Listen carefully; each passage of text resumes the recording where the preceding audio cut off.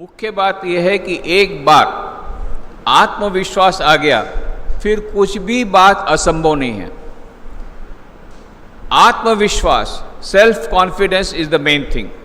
आत्मविश्वास आने के बाद कोई डिफ़िकल्टी आती है, फेलियर आती है, तो भी आप फेस कर सकेंगे। कोई नई बात सीखनी है, आत्मविश्वास होगा तो कर सकते हैं। कोई चैलेंज आई तो भी एक्सेप्ट कर सकते हैं। और ये सब मुझे फॉर्चुनेटली बहुत कम उम्र में, जैसा मैंने बताया कि वो एक्सीडेंट हुआ, मेरे हाथ में किताब आई, मैंने किताब स्वामी विवेकानंद की किताब पढ़ना शुरू किया। उसमें मैंने एक स्टोरी पढ़ी थी पर उसमें उतना मुझे इम्पैक्ट नहीं हुआ। स्वामी रंगनाथन जी महाराज जब वहाँ पर आए थे, हमारे जिस आश्रम में मैं था, स्टूडेंट के हिसाब से जाता था, वहाँ पर वो आए थे। उन्होंने एक स्टोरी बताई, स्वामी विवेकानंद की स्टोरी, बहुत फेमस स्टोरी। उससे बहुत प्रभाव पड़ा। फिर जब भी कोई थोड़ा सा लो फील होता है, कभी कभी लो फील होता है, कभी कभी फेलियर आती है, कभी चैलेंज स्वीकार करने में हम थोड़ा सा आत्मविश्वास खो बैठते हैं, तब वो कहानी मैं याद करता हूँ। वो कहानी याद करने से फिर पूरा आत्मविश्वास आ जाता है। कहानी सुनना है? वो कहानी, जब भी तुम्हारे मन में आत्मविश्वास की कमी लगे, जब भी कोई जीवन में फेलियर आए, जब भी जीवन में कोई चैलेंज आए, बस ये कहानी को याद रखना है और कुछ याद नहीं रखना है। तो कहानी स्वामी विवेकानंद ने खुद ने शिकागो विश्व धर्म सभा में बताई थी, वहाँ अमेरिका में। उसकी जो बात हुई शिकागो धर्म सभा में, वहीं की बात है। शिकागो धर्म सभा में उन्होंने केवल उसका इशारा किया था और बाद में अमेरिका में लेक्चर देते समय उन्होंने पूरी कहानी कही थी। कहानी इस प्रकार है कि एक शेरनी जंगल में से जा रही थी। उस समय भेड़ों का एक झुंड जा रहा था। भेड़ों के झुंड को पार करने के लिए शेरनी ने छलांग लगाई। तो शेरनी ने जब छलांग लगाई तो शेरनी के पेट में एक छोटा बच्चा था, वो वहाँ पर गिर गया, उसको गर्भपात हो गया। और जब गर्भपात हो गया उसके कारण जब दूसरी ओर गई शेरनी तो तड़पने लगी और कुछ दिन में मर गई, कुछ देर में मर गई। अब ये शेरनी का बच्चा रोने लग गया। क्यों? क्योंकि उसकी माँ मर गई थी। अब भेड़ों की माँ को दया आ गई, उसने ये शेरनी के बच्चे का लालन पालन शुरू किया। तो अब ये शेरनी का जो बच्चा क्या करता है, भेड़ों के साथ जाता है, भेड़ों के साथ खेलता है। भेड़ें क्या खाती है? क्या खाती? तो वो भी घास खाने लग गया। और भेड़ें क्या बोलती हैं? बै बै। ये भी बै बै बोलने लग गया। ऐसा करके बहुत दिन चले गए। बहुत समय बाद एक बड़ा शेर आया उधर। बड़ा शेर आया, उसने देखा दूर रास्ते पर से बहुत सारी भेड़ें जा रही है बै बै बै करते करते, पर पीछे में एक छोटा शेर जा रहा है, वो भी बै बै कर रहा है। उसको बड़ा आश्चर्य हुआ, आज तक उसने किसी शेर को बै बै करते नहीं सुना था। तो नज़दीक आया देखने के लिए भाई माजरा क्या है। तो जब वो नज़दीक आया तो भेड़ें इतनी घबरा गई, बै बै बै बै करके सब भागने लगे, दौड़ने लगे। ये छोटा शेर बै बै बै वो भी भागने लग गया। बड़े शेर ने पकड़े, तू कहाँ जाता है? अरे ये भेड़ें हैं, मुझसे डरती है क्योंकि वो भेड़ है, मैं शेर हूं, पर तू तो मेरे समान शेर है, तू मुझसे क्यों डरता है? छोटे शेर ने क्या कहा? बै बै बै, मैं तो भेड़ हूं, भेड़, मैं शेर नहीं हूं। बड़े शेर ने कहा, बेवकूफ कहीं का, शेर हो के अपने आप को भेड़ बोलता है? तू शेर है, शेर। वो छोटा शेर और डर गया और रोने लग गया, बै बै बै, मैं भेड़ हूं, मैं शेर नहीं हूं। कितनी बार उसने समझाया बड़े शेर ने, तू शेर है, तू भेड़ नहीं है। बै बै बै, मैं तो भेड़।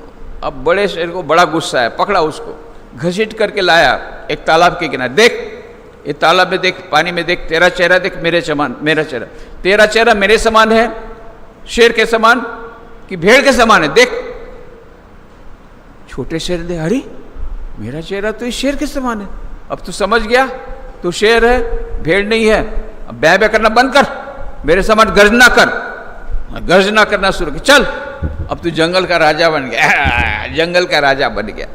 स्वामी विवेकानंद इस कहानी को सुना के बताते थे, देखो ये छोटा शेर, ये तो पहले से शेर था ना कि नया बना?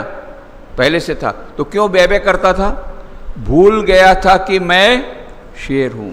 स्वामी विवेकानंद ने कहा, बस यही बात है, हमारे सबके भीतर में दिव्य आत्मा है जिसमें अनंत शक्ति विराजमान है। कितनी शक्ति? अनंत शक्ति किसमें विराजमान है? दिव्य आत्मा में भी विराजमान। दिव्य आत्मा किसमें है? प्रत्येक मनुष्य में है। पुरुष हो, स्त्री हो, बालक हो, वृद्ध हो, गरीब हो, पैसा वाला हो, उच्च वर्ण का हो, निम्न वर्ण का हो, प्रत्येक मनुष्य के भीतर में दिव्य आत्मा है। उस आत्मा में अनंत शक्ति है, केवल वो ढकी हुई है। तो इसलिए हमको उसका एहसास नहीं होता। क्यों? अज्ञान का पर्दा आ गया है। तो अज्ञान का पर्दा कैसे खुलेगा? कबीर ने कहा, घूंघट का पट खोल रे, तुहे पिया मिलेंगे, कटुक वचन मत बोल रे, तुहे पिया मिलेंगे। तुझे प्रियतम के दर्शन होंगे, ईश्वर के दर्शन होंगे। कब? घूंघट का पट खोल दो, पर्दा कर दो, अज्ञान का पर्दा खोल दो। तो अज्ञान का पर्दा कैसे खुलेगा?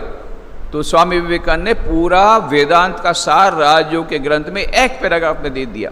प्रत्येक मनुष्य में दिव्यता सुसूत्र रूप से विराजमान है। मनुष्य जीवन का लक्ष्य है उस अंतर्निहित दिव्यता को अभिव्यक्त करना। कैसे? बाह्य मतप्रति को वशीभूत करके। वो कैसे हो सकता है? 4 योगों के समन्वय से। राजयोग, ध्यान, भक्ति योग, प्रार्थना, ज्ञान योग, इंस्पिरेशनल रीडिंग, चिंतन, और चौथा है कर्म योग, निस्वार्थ सेवा, अनास्तिक। ये 4 योग का हम समन्वय करेंगे तो हमारे भीतर में आत्मा की शक्ति जागृत होगी। जब जब हमारे जीवन में कठिनाई, याद करना, मैं शेर हूँ, मैं भेड़ नहीं हूँ, मैं शेरनी हूँ, मैं भेड़ नहीं हूँ। आज से बे बे करना। अभी क्या बोलते हैं हम लोग, परीक्षा आ गई, बहुत टेंशन आ गया, कैसे करेंगे, और ये टूर्नामेंट में जाना है, बहुत कॉन्फिडेंस लूज हो गया, क्या करेंगे, और पब्लिक स्पीकिंग बोलना है, मुझे बहुत आता है, तो क्या करेंगे, बै बै बै। आज से बै बै करना बंद। जब भी ऐसा आए, नेगेटिव विचार आए, याद करना, आत्मविश्वास आ जाएगा। मेरे भीतर आत्मा की अनंत शक्ति है, पर उसको जागृत करना पड़ेगा। प्रतिदिन 5-5-5 का फॉर्मूला मैंने कहा था। 5-5-5 morning, 5-5-5 evening, 5 minutes prayer, 5 minutes meditation, 5 minutes of spiritual reading. In the evening again, 5 minutes of prayer, 5 minutes of meditation, 5 minutes of inspirational reading. ये 5-5-5 का फॉर्मूला करोगे और सारा दिन स्वधर्म का पालन करना। आपका स्वधर्म है study. You study with full concentration. सुबह कॉन्सेंट्रेशन की बात कही, स्टडी विथ फुल कॉन्सेंट्रेशन, ये भी आपके लिए पूजा है। Convert work into worship. ये 4 योगों का समन्वय करने से भीतर में अज्ञान का पर्दा दूर होगा। जैसे जैसे पर्दा दूर पतला होता जाएगा, ऐसे भीतर में आत्मविश्वास बढ़ता जाएगा। यही है जीवन का रहस्य। बहुत बहुत शुक्रिया।